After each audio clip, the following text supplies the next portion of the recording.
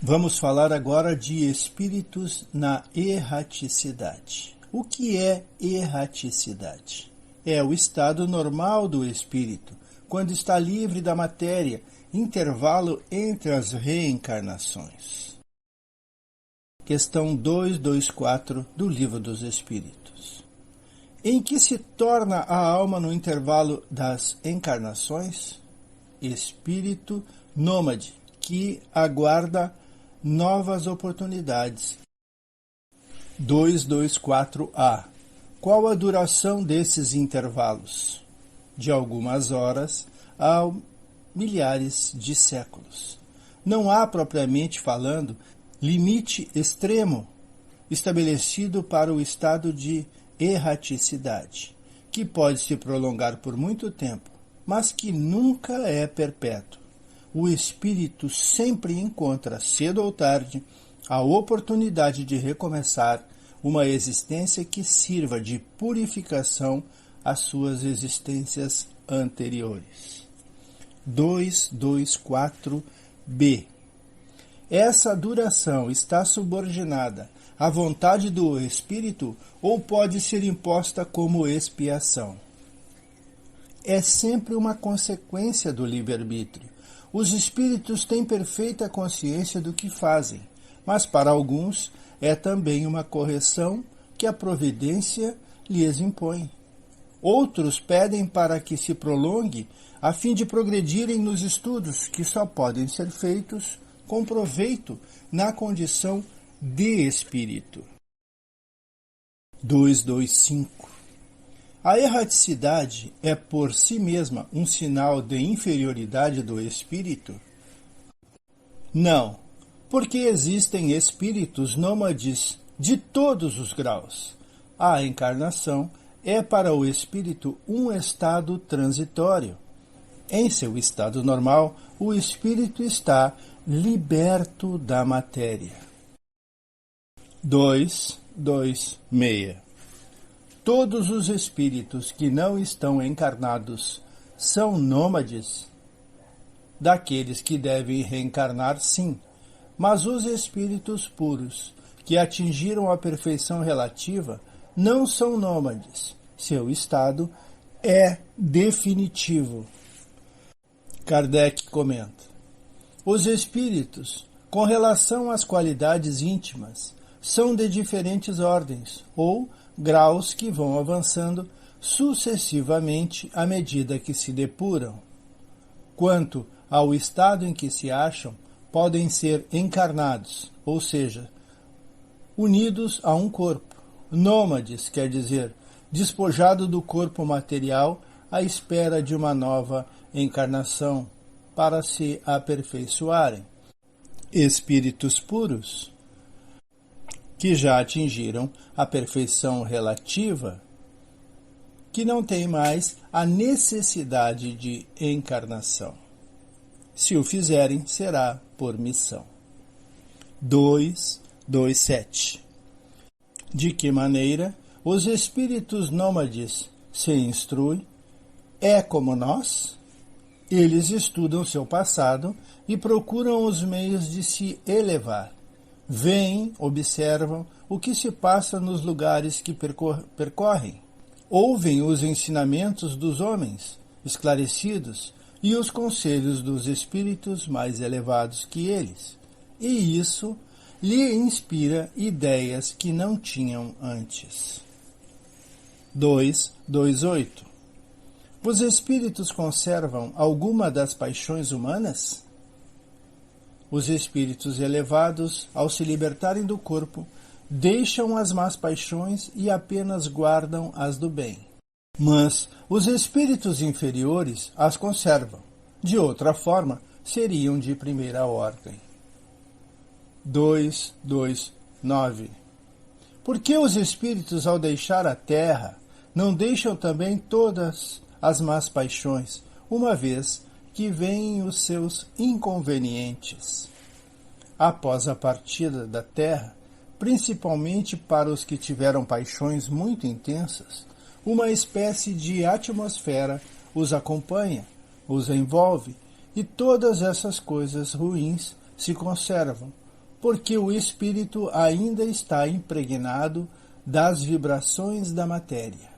Entrevê a verdade apenas por alguns momentos, como para ter noção do bom caminho. 230.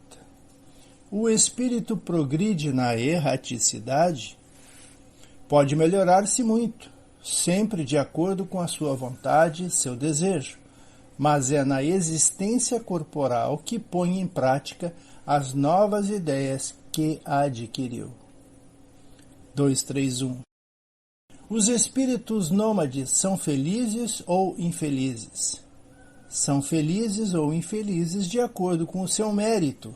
São infelizes e sofrem por causa das paixões, das quais ainda conservaram a essência, ou são felizes segundo estejam mais ou menos desmaterializados. No estado de erraticidade, o espírito entrevê o que lhe falta para ser feliz e procura os meios de alcançá-lo. Porém, nem sempre lhe é permitido reencarnar conforme sua vontade, o que é para ele uma correção. 232. No estado de erraticidade, os espíritos podem ir a todos os mundos? Depende. Quando o espírito deixa o corpo, não está completamente despreendido da matéria e ainda pertence ao mundo onde viveu ou a um do mesmo grau, a menos que durante sua vida tenha se elevado. Esse é, aliás, o objetivo a que deve pretender, sem o que nunca se aperfeiçoará. Ele pode, entretanto, ir a alguns mundos superiores, mas, neste caso, é como um estranho. Consegue, na verdade, apenas os entrever, e isso é o que lhe dá o desejo de se aperfeiçoar para ser digno da felicidade que lá se desfruta e pode habitá-lo mais tarde. 233. Os espíritos já purificados vão aos mundos inferiores? Vão muitas vezes, a fim de ajudá-los a progredir. Senão, esses mundos ficariam entregues a si mesmos, sem guias para dirigi-los. 234. Existem, como já foi dito, mundos que servem aos espíritos nômades como estância transitória ou locais de repouso? Sim, existem. São particularmente destinados aos seres nômades que podem neles habitar temporariamente. São como acampamentos para repousar de uma erraticidade bastante longa, condição sempre um tanto angustiante. São posições intermediárias entre os outros mundos, graduados de acordo com a natureza dos espíritos que podem alcançá-los, e onde podem desfrutar de um bem-estar relativamente maior ou menor, conforme o caso. 236. Os mundos transitórios, por sua natureza especial, são perpetuamente destinados aos espíritos nômades? Não, a posição deles é apenas temporária. 236A. Esses mundos são ao mesmo tempo habitados por seres corporais? Não, a superfície é estéril. Aqueles que os habitam não têm necessidade de nada. 569. Em que consistem as missões de que podem estar encarregados os espíritos nômades? São tão variadas que seria impossível descrevê-las, além do que não as podeis compreender. Os espíritos executam as vontades de Deus e não podeis penetrar nos seus desígnios. Kardec comenta: as missões dos espíritos sempre têm por objetivo o bem. Estejam ou não encarnados, eles são encarregados de ajudar no progresso da humanidade, dos povos ou dos indivíduos. num círculo de ideias mais ou menos amplas, mais ou menos especiais, de preparar os caminhos para alguns acontecimentos, zelar pelo cumprimento de algumas coisas. Alguns têm missões mais restritas e, de algum modo, pessoais ou locais, como assistir aos doentes, agonizantes e aflitos, velar por aqueles de quem se fizeram guias e protetores, dirigi-los com os seus conselhos ou pelos bons pensamentos que lhe sugerem. Podem-se dizer que há tantos gêneros de missões quanto a espécie de interesses a vigiar, no mundo físico ou no moral.